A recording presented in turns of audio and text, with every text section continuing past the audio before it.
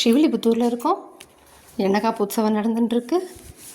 முதல் நாள் காலையில் இப்படி போர்வையோடு வருவா. போர்வை படிகளஞ்ச உடனே அந்த திருமுக மண்டலத்துக்கும் எண்ணெய் உற்சவத்தின் போது இருக்கிற திருமுக மண்டலத்துக்கும் திருமஞ்சனம் ஆகும்போது இருக்கிற திருமுக மண்டலத்துக்கும் ஒன்று ஒன்றா மெதுவாக நிதானமாக அனுபவிச்சு பாருங்க. ஃபோட்டோவில் சரியில்லாட்டி என்னை திட்டின்ட்டு இன்னும் டைம் இருக்குது, இன்றைக்கி தான் ஆரம்பிச்சிருக்கு, ஒரு வாரம் டைம் இருக்குது, நேரம் வந்து சேவிச்சிருங்கோ. இது ஸ்பெஷலி கொண்டைக்கான திருநாள். ஃபுல்லாகவே தாயார் கொண்டையோட சேவை சாதிப்பா. அழகழகான விதவிதமான கொண்டையாக இருக்கும். முதல் நாள் எண்ணெய் உற்சவம் இனிதே நிறைவு பெற்றது. எண்ணெய் காப்பு ஆச்சு. திருத்துழா வாகனம் துளசி வாகனத்தில் பெருமாள் புறப்பாடாகி போகிறா. இனிமேல் நாள்பாட்டாகி நம்மாழ்வார் சாத்துமுறைக்கே ரொம்ப லேட் ஆகும். நான் வேற வளவலன்னு பேசலை. இந்த எவ்வளோ கம்பீரமாக சின்ன பொண்ணாக அழகாக இருக்கா பாருங்க. இதோ அம்மானையாடி பஞ்சாங்கம் வாசிப்பா.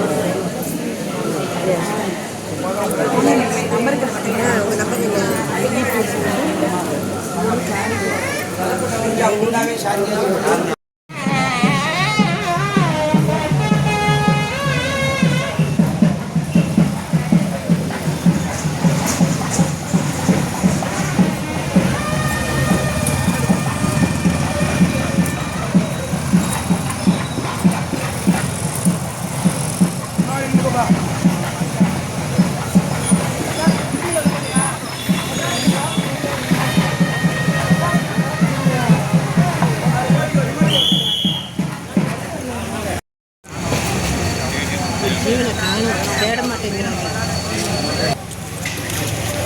அது என்னப்பா பார்க்க சொன்னேன் எனக்கு.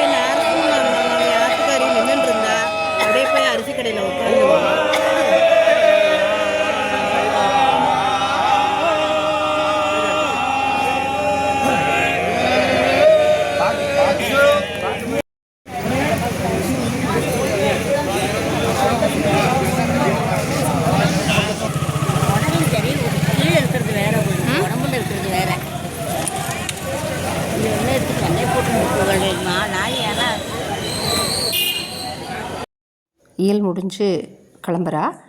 நாளைக்கு காலையில் கள்ளழகர் திருக்கோலம் ரொம்ப அழகாக கம்பீரமாக இருப்பாள். போர்வையோட கோபுரத்தெருவில் போய் சேவிக்கலாம். போர்வப்படி களைஞ்ச கோஷ்டியாகும், ரொம்ப நன்னா இருக்கும். நாளைக்கு ராத்திரி சந்திரபிரபை இதே இடத்துல சேவிக்கலாம். இயல் தொடங்கி தீர்த்தமெல்லாம் ஆகும். துளசி வாகனம் தாயார் கொண்டையோட எழுறா. பக்கத்தில் இருக்கிற யானையெல்லாம் சேவிச்சேளா. துளசி வாகனம், கொண்டை, ஆண்டாள், யானை. நன்னா சேவிச்சேளா. இல்லாட்டி மெதுவாக நிதானமாக சேவிச்சு பாருங்கோ. கிடச்சா முடிஞ்சால் இன்னொரு க்ளோஸ்அப்பில் ஒரு ஃபோட்டோ கூட நான் அனுப்பி வைக்கிறேன். கூடியிருந்து குளிர்ந்தேலோ ரெம்பாவாய். இந்த பதிவு ஸ்பெஷலாக என் ஃப்ரெண்டு சீதாக்காக.